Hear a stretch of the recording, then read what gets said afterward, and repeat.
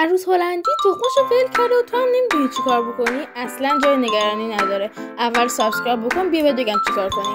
اگه پرنده شما مثل پرنده من بعد از نشستن در 15 روز روی تخمشون رو ول کردن، اصلا جای نگرانی نداره. فقط نیاز داریم به یک شوفاژ و لونه پرنده هاتون که همون لونه چوبی خودشون کافیه. کف لونه رو حلق هم میکنیم، روش پوشال میریزیم و درب و بر میداریم و تخم‌ها رو دقیقاً دم در قرار میدهیم. در ماسنج هم کنار تخم‌ها قرار میدهیم و همین جعبه رو در کنار شوفاژ میذاریم. دما باید روی 30 درجه باشه. اگه دیدین دما بالا رفتش، لونه رو بیارید عقب‌تر. اگه دما پایین موندش، لونه رو ببرید نزدیک‌تر. فقط تاکید می‌کنم که حتما روی 37 درجه باشه.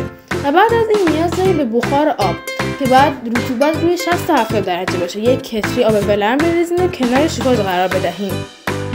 با این کارتون میتونید جوجه هاتون رو 5 تا 10 روز دیگه به دنیا بیارین. اگه پرنده هاتون رو دوست دارید، سابسکرایب یادتون نره.